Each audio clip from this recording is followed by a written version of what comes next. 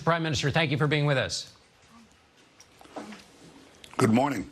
I want to start with yesterday was the worst clash in this 7-day conflict. The last one of a similar sort in 2014 lasted 6 weeks. How much longer are these hostilities going to continue?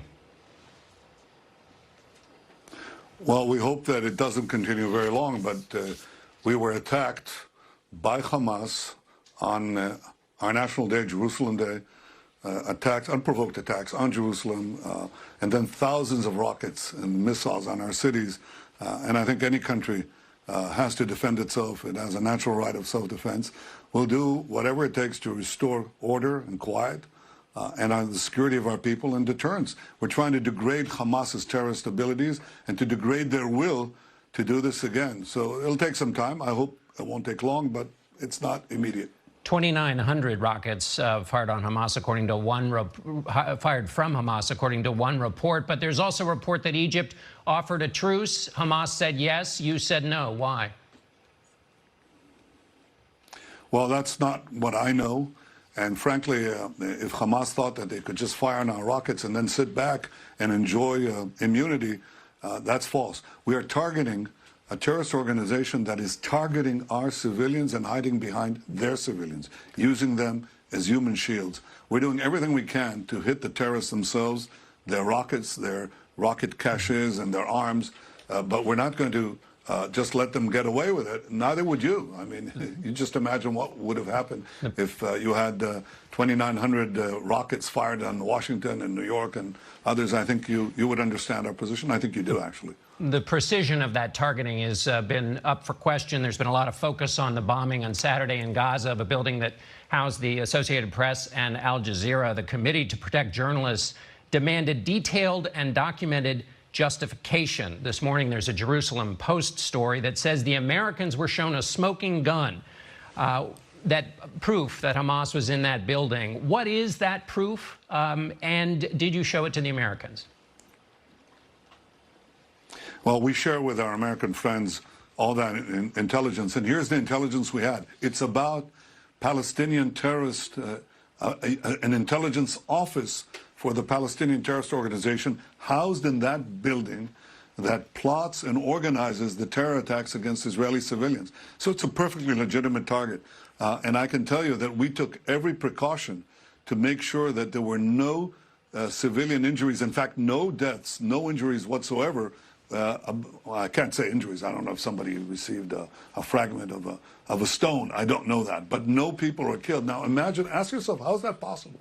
You see these high-rise towers that are used by Hamas over and over again. They collapse and no one is killed. Why does that happen? Because we, unlike Hamas, take special precautions to tell people, leave the building, leave the premises. We make sure that everyone is gone before we bring down those terrorist facilities. And that's the difference between Israel and Hamas. They deliberately target our cities, deliberately target our civilians. They glorify the death of children and civilians and old people. They are happy with it. I think they're happy with any deaths that are caused to them. We grieve for every non-combatant loss in Gaza, and we grieve for all our civilians who die in Israel.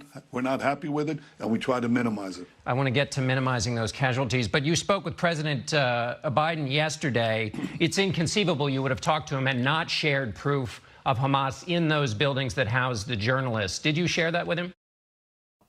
What's up? Tim Sykes, millionaire mentor and trader, here with $10,000. A lot of you think you need $10,000. Biden yesterday, it's inconceivable you would have talked to him and not shared proof of Hamas in those buildings that housed the journalists. Did you share that with him? Well, we pass it through the intelligence services to our people, to those people. Why do you think we brought down that building? The interesting thing is, I would say that, you know, all the journalists, one of the, I think, AP journalists said, we were lucky to get out. No, you weren't lucky to get out. It wasn't luck. It's because we took special pains to call people in those buildings to make sure that the premises were vacated. And that's why we brought down that building. And look, you have your own experiences, I think, in Mosul, in Fallujah, in Afghanistan. I think you can appreciate the efforts we go through in dense urban fighting when terrorists are targeting civilians who are hiding behind civilians, how difficult that is. We do our best to avoid civilian casualties, and we did that yesterday with that building as well. Mr. Prime Minister, the arguments about how careful Israel have been are familiar ones to your critics. And in this case, with 181 Palestinians dead, 52 of them children, there's significant criticism. Amnesty International has asked the International Criminal Court to look into a refugee camp attack. The UN is meeting today. Foreign ministers of the EU are meeting. And the response has been like this one from the foreign minister of Ireland. Israel has international legal obligation to protect children in conflict and are not doing so. That's just false. I mean, the reason we have these casualties is because Hamas is criminally attacking us from civilian neighborhoods, from schools, from homes, from office buildings. That's what they're doing. And we're taking action, trying to target them with as great precision as we can. Unfortunately, there are occasionally civilian casualties, which we regret. But here's what happens. When the international community attacks Israel, they're actually encouraging Hamas to continue these attacks because Hamas says, it's great.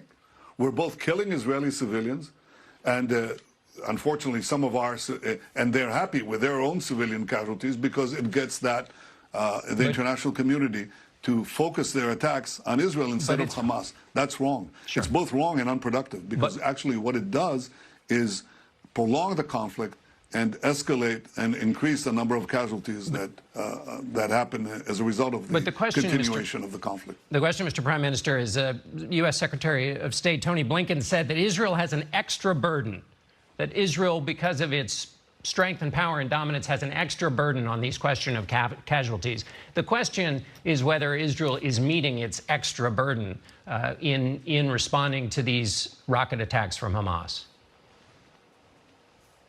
Certainly are. And I can tell you that there have been many studies by serious military analysts who have compared Israel's actions with that of other Western armies in similar situations fighting radical Islamists, whether it's in Iraq or in Afghanistan or elsewhere. And you know how prolonged those conflicts are, how many casualties are caused. So I think there has to be a measure of fairness. There has to be a measure of reasonableness in projecting this kind of criticism against the Israeli army that is second to none in seeking to minimize civilian casualties while protecting our own civilians. You know, if Hamas would simply move these rockets out of the civilian areas, if they moved their command posts out of these homes and offices, then there wouldn't be any problem. Let me ask you, Mr. Prime Minister. But the fact is, they're sending thousands of rockets on our cities with a specific purpose of murdering our civilians from these places. Let me ask you, Mr. What would you do? Let me ask if it happened to Washington or to New York? You know damn well what you do. Let me ask you do at the very least what we're doing. Let me ask you a broader question that was articulated by Senator Bernie Sanders, which is distinct from the clashes over the last week. His argument is that the treatment of the Palestinians is so rough that they are marginalized, demonized in such a fashion that there can never be peace, never be a two-state solution. And that your treatment of the Palestinians outside of this week creates conditions that are always going to lead to this kind of unrest, not just the missile attacks, but the riots you see in cities. What's your response to that? Hey, have you seen this new belt? It's made with magnets, and it's called a groove belt. You thought I was going to say ring, didn't you? Hey guys, Peter Goodwin here, founder of Groove Life. We've been working on this belt for over... Lead to this kind of unrest, not just the missile attacks, but the riots you see in cities. What's your response to that? Well, let's divide it into two. First of all, the Hamas is not attacking us because they're trying to increase the welfare of Palestinians. In fact, they're taking huge sums to build the terror tunnels, which we've been able to neutralize, to have rockets, missiles, and other armaments. They're not building up Gaza. They're doing everything in their power to turn it into a fortified terror camp in order to destroy Israel. And they openly say their goal is to destroy Israel. They're not interested in any kind of coexistence, any kind of the kind of peace, the 4 peace treaties that I've made with Arab countries that are changing the Middle East. They're trying everything in their power to avoid the path of peace and reconciliation. So I think any objective observer understands that Hamas is out to destroy the state of Israel, and they're not a partner. As far as the citizens of Israel or Arabs, I've done more than any other prime minister and spent billions and billions of dollars, Israeli shekels, and 5 times more than all the previous governments combined, to ensure that our Israeli Arab citizens, all of them, can be part of the Israeli miracle, the great economic success story.